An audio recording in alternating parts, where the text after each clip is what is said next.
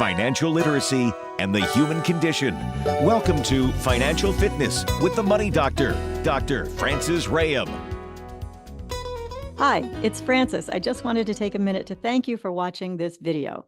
If you're catching us on YouTube, please help us help others by clicking like, subscribe, and all notifications so you don't miss any videos. And check back for the next video. I think you're going to love it. Thanks again. For more information, you can visit us at hugyourmoney.com. Welcome to Financial Fitness. I'm Jess Tyler, along with the Money Doctor, Dr. Francis Rahaim. Hi. Hey, Jess, how's it going? It's going good. What are we talking about today? Well, Lola, you know, my little Bengal kitty, Mm-hmm. Lola, who has become our sort of therapy cat here at the office and sometimes photobombs my videos. Let's just walk across in front of me. So last night she said to me, "Hey, Mom, you know what you should talk about on the air tomorrow?" You're now talking to your cat, just so we know for sure. Talk about it, right? Meow. It's pet insurance. How come you have health insurance and I don't? What's up with that? Mm-hmm. So, very, very true.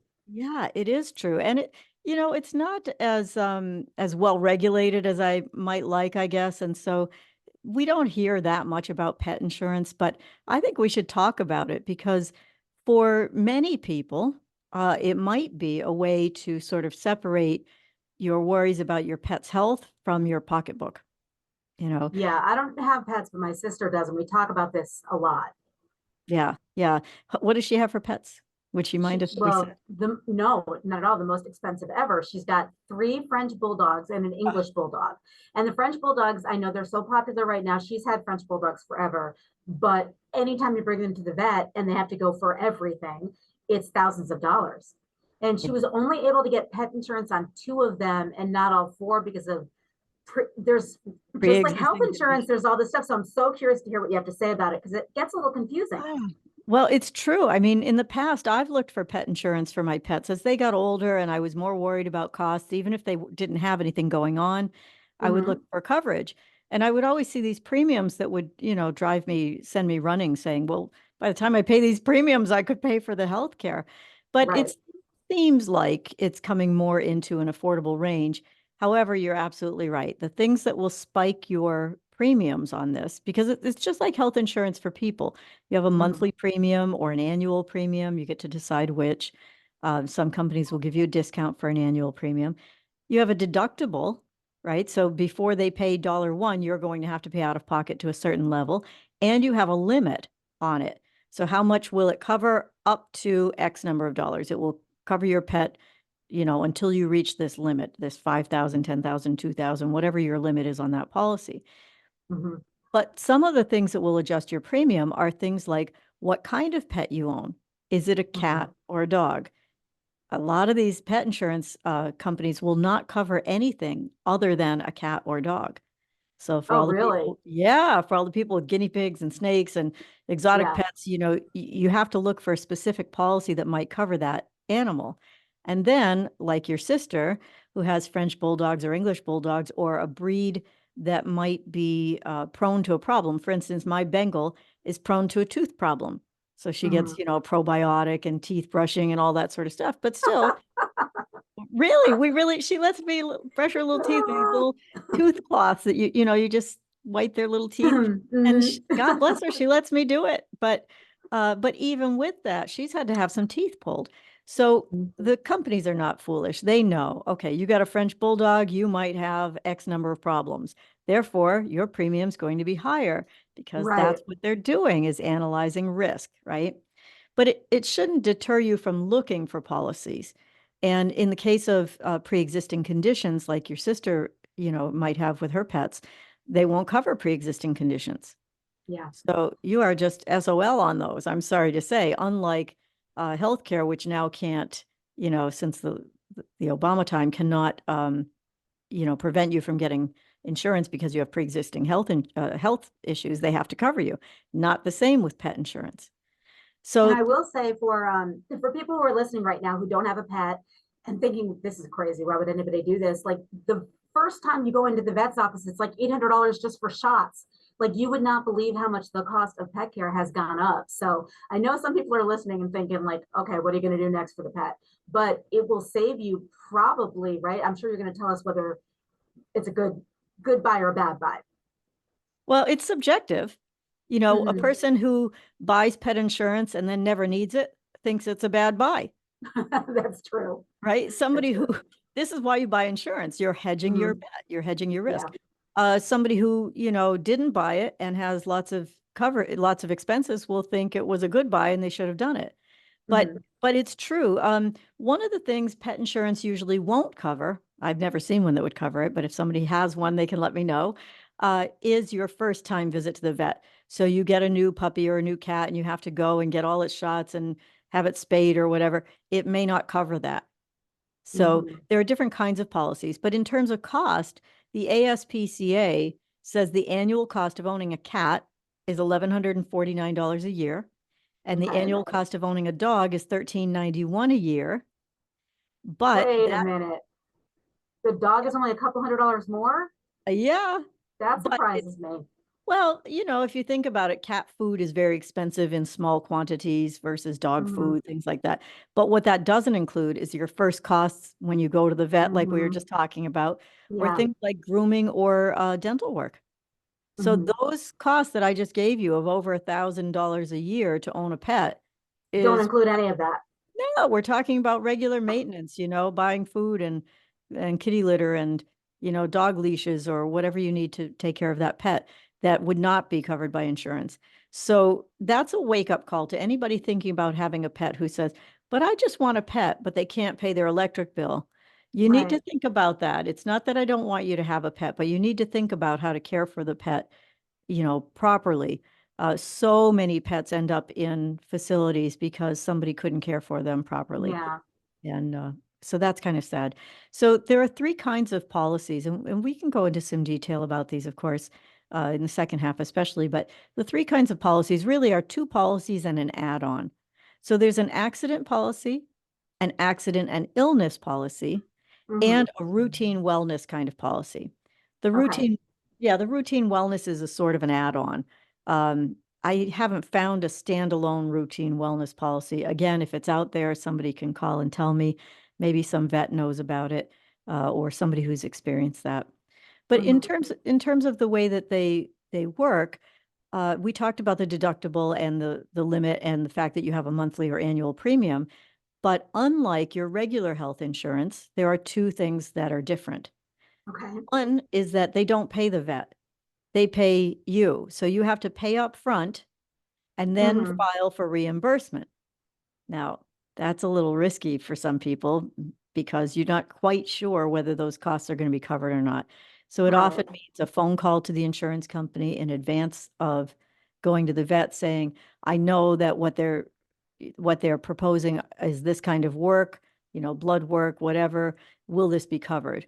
And even then the company may say, well, probably, or maybe you have to send the bills in and see. So, sometimes people buy health insurance or pet insurance, excuse me, and they don't read the fine print. And they think, okay, I got a great policy, I'm covered. It's covered. And then the first time they go to the vet and it's not covered, they say, well, what am I paying for? And they get angry and they cancel the policy. So you really do need to understand that. So the reimbursement is one of the things that's very different from regular health insurance. The second thing is, and some health insurance is like this, but most is not any longer, there's no network. Now, this could be seen as a positive. In other words, you can go to any vet you want.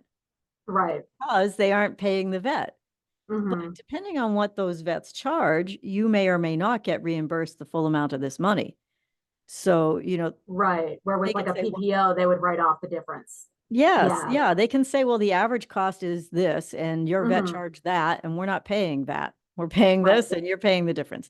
So those are the kinds of things to think about in terms of the type of policy it is. Clearly, it's a better you have a better shot of getting a good policy and being able to use it longer if you get it when your pet is younger and healthier. Your premiums will be lower, much like life insurance for people, right? Your premiums will be lower. There won't be probably pre-existing conditions that they'll exclude. And although you'll pay those premiums for a longer period of time, they're fairly inexpensive. The National American Pet Health Insurance Association, it's always a mouthful. It's mouthful, yeah. Yeah, they say the average cost of pet insurance for accident only is monthly for a cat, $10.85. Okay. Monthly for a dog, $19.93. Mm-hmm. Now, the average cost, again, these are averages only.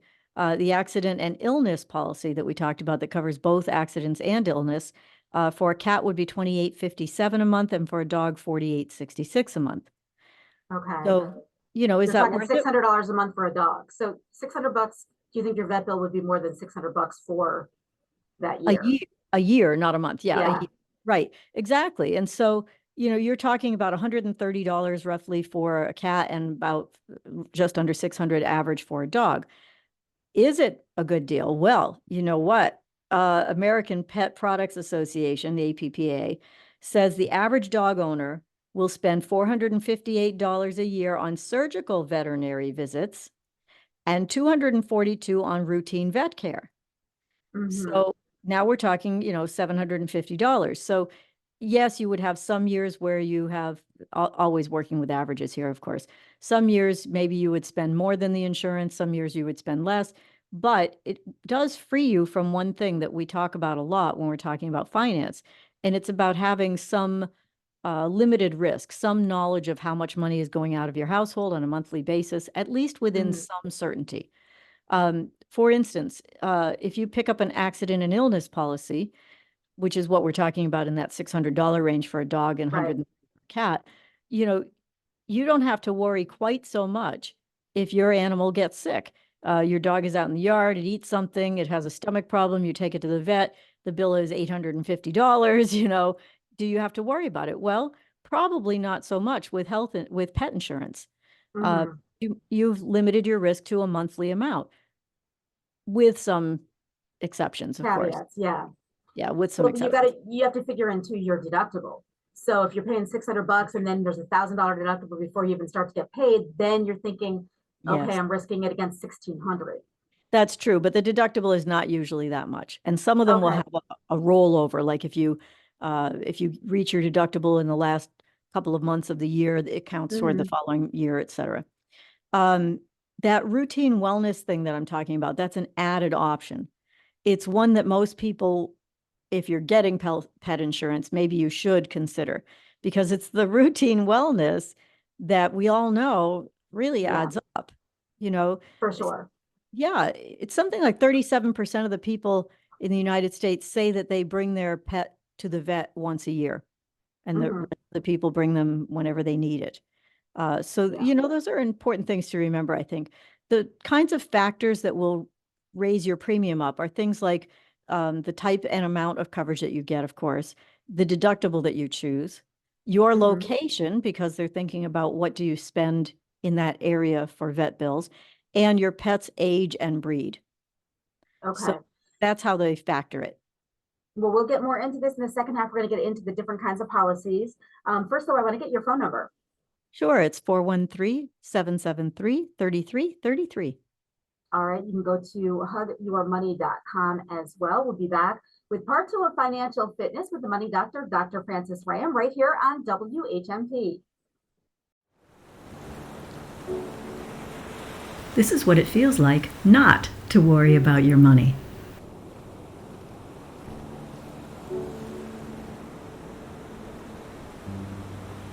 Let a Hug financial coach help you find peace of mind today.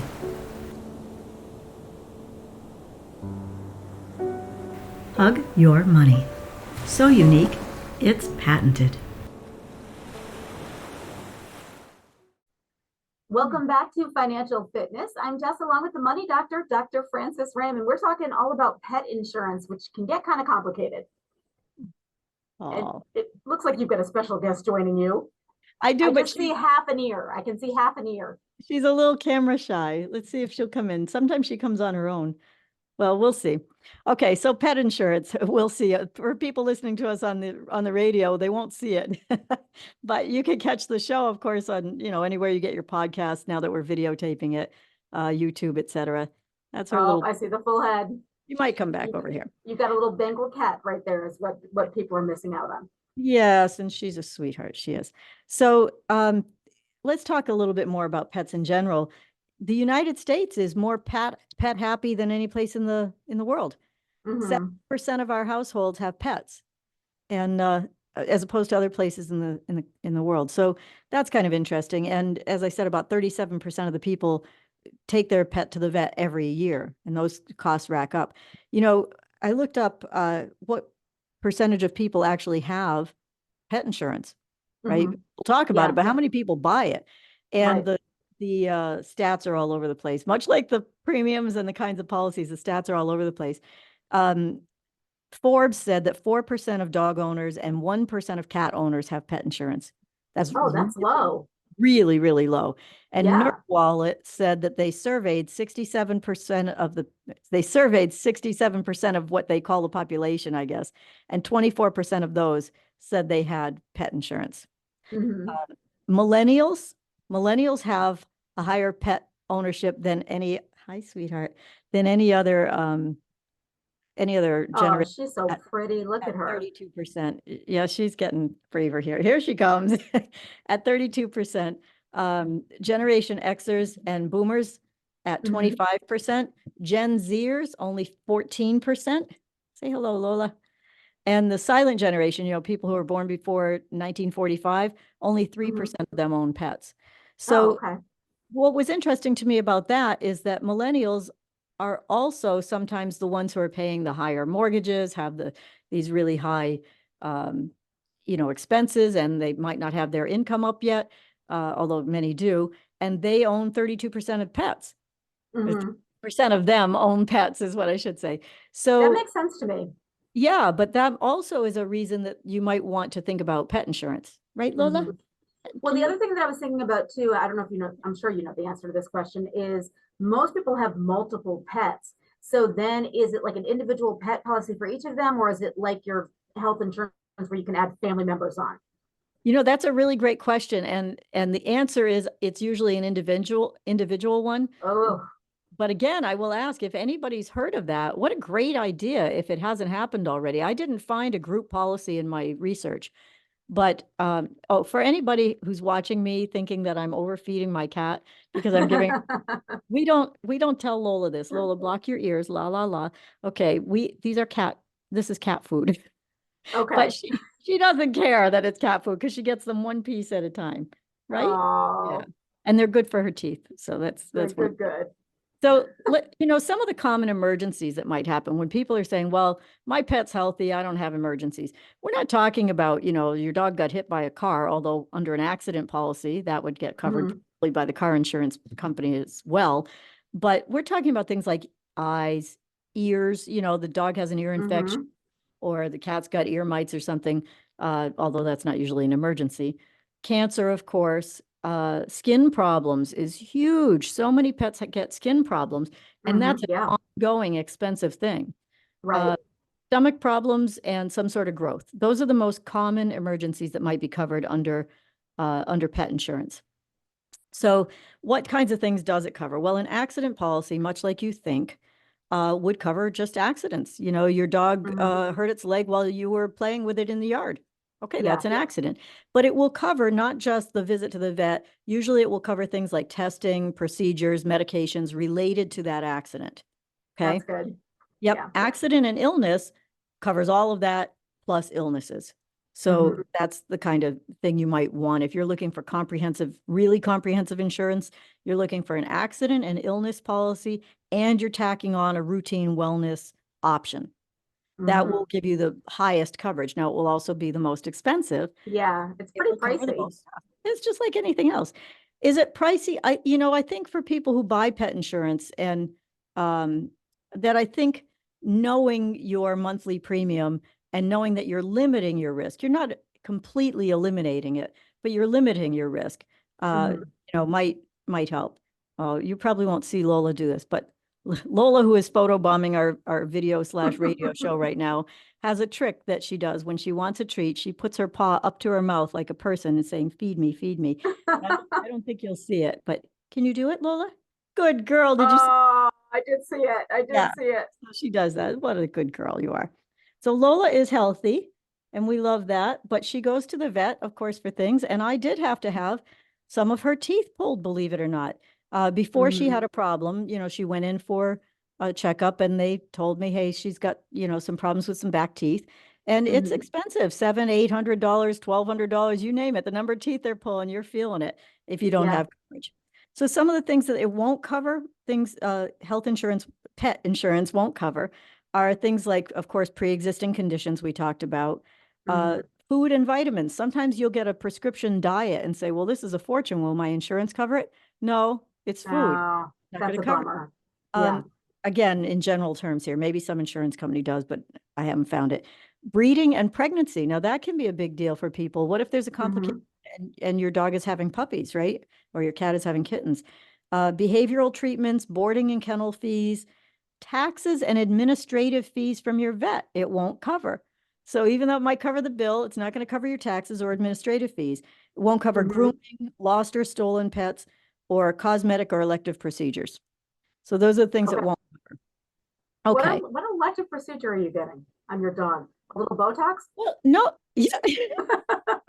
So that's for the Shar with all the wrinkles. They need Yes, the with all the Botox, right? wrinkles. You gotta get that baby a little Botox. Yeah. No. Yeah. So things like maybe docking your dog's tail or cropping their ears, right? That might be elective. Or Okay, maybe the that's true. dog's Yeah. got a little deformity to a foot, but it can walk okay, but you would choose to have it changed, Yeah. address. It also won't cover things like experimental treatment, DNA testing. Don't ask me why you're doing the DNA testing on the dogs. Probably related to the breeding and pregnancy stuff. I don't know. Maybe there's a lost parent somewhere. They'll Maybe make a you want the movie about neighbor it. dog to be responsible for half the cost of the puppies. They're gonna make a movie about it with the two dogs slurping the spaghetti, right? Uh, and non-veterinary expenses, it won't cover that. So we talked about the cost. If you missed the first half, somewhere between $10.85 a month and $48.66 a month on average, depending on whether you have a cat or a dog and what type of policy you're buying. The factors that will change those premiums are things like your dog's breed, et cetera. I think really we've covered all the basics about it, uh, including what people spend on dogs and cats. But just one reminder that you need to shop the market. So you want to start early. Here's my tips about buying pet insurance if you're considering it. Start early, make sure that you know what's going to be excluded. So pre-existing conditions won't matter and things of that nature. You really need to shop the market and get the best deal you can get. You need to read all the different kinds of insurance. Do you want accident and illness? Do you just want accident? Do you want to tack on a routine wellness rider to that? And above all, I don't care how boring it is. I don't care if you have to have someone else you trust do it. Read the fine print because you know what? I hate to end a show on this because it's the saddest of things, but it's also when you're at your saddest, if you have to deal with this and you're making this decision, it is the last thing you want to do about whether it's affordable or not. And that has to do with euthanasia for people put their pets to sleep. Many policies don't cover that, but some do. And Right. so when you find one that covers that, you might be on the road to a policy that's going to cover a lot of things. That's my litmus test. If it covers if it covers euthanasia, it might also cover other things. But just read the fine print or get some help with it. It's worth considering. Yeah. Do these policies, like health insurance sometimes, do they have a max? So say your pet comes down with like cancer or something, those bills can go They on do. and on. Is there a They max do. on there? They do. They have a deductible, they have a limit, they have a premium, just like your regular health insurance would have. But the two things that are different, just to recap that again, is there's no network, so you can go to any vet you want, but they Right. might limit your payment based on if they feel that your vet is overcharging or not, and they reimburse you for the expenses. You have to pay for it up front, and then they reimburse you. But it was something like 43% of people, according to Market Watch, I think it was, said that they pay for their vet bills on a credit card or a personal loan. Oh, for sure. 12.9%. Yeah, 12.9% use insurance. And most people say that they'll pay for it in cash. But my experience tells me when you get whacked with $1,000, $2,000, $3,000, $10,000 bill at the vet, paying for it in cash, you're looking for another way usually for people. Yeah. Yeah, it gets pretty pricey. My friend, his daughter has a kitty and just needed $4,500 worth of surgery. So, I mean, it is important, like you said, to read the fine print too, because if you're paying a deductibles and then you're paying your premiums and then you have a max of like $5,000, is it really worth it? So Yeah. I'm sure that some of the maxes are different, right? Yeah, you really just have to do the math. The good news is that you can do the math. You can Hmm. say, okay, this animal usually lives this many years. I'm going to pay this much in premium on average. And it's, I'm probably going to save this much money. Is it worth it to me to get this or not?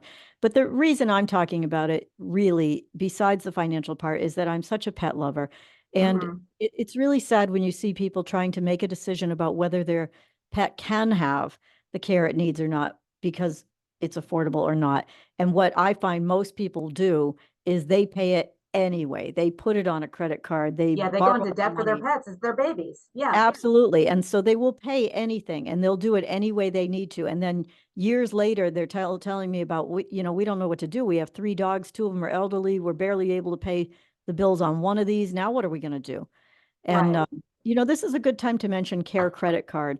I don't often talk about a credit card, but Care Credit Card is probably available to you. And you can get 6 months with no interest or a year on higher bills with no interest, but it goes to a whopping fee afterwards. So if you're going Hmm. to use that to pay your vet bills, make sure that you try and pay it off before before the next vet bill or before the interest rolls in on it. Hmm. A quick final question for you. So I know you said you think it's a good idea, but it's a personal decision. Would you recommend if you have multiple pets getting it on each pet, or would you hedge your bets and be like, oh, I'll do it for two and not for the other two? Wow, that's tough. I can't give you an intelligent answer about that. I'm sorry to say, I try not to say that, but it's so subjective. And it's not Hmm. even that I'm saying it's a good idea. I'm just saying this is something that might take looking into. For some people, this is a great idea. For other people, it doesn't Hmm. matter. They can tolerate the risk. They don't care. Or maybe they've had great experience with this particular breed of animal and it's always been Hmm. healthy and they're going to take their risk. But would I do it on all my pets? I guess it would depend on the affordability factor. If I took it Yeah. on all my pets, is it really still affordable for me? Because if it makes sense on one of your pets, it may make sense for you on the others as well, but not if the premiums are going to put you in the poorhouse.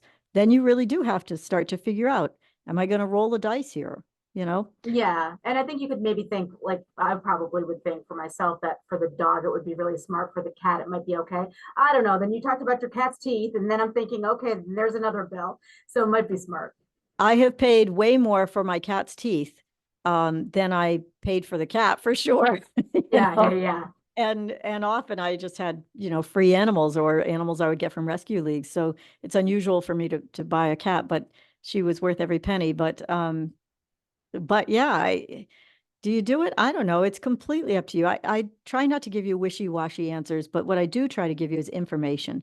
Yeah. Here's a way that you can look into something that might be worth it. And my caution is read the fine print and then decide on what you want to do. I love it. All right. Well, let's get your phone number. Of course, it's 413-773-3333. And as always, you can go to hugyourmoney.com for more information. I will talk to you next week. Thanks, Jess. All right. We'll have another edition of Financial Fitness with the Money Doctor, Dr. Francis Ram, coming up next week on WHMP.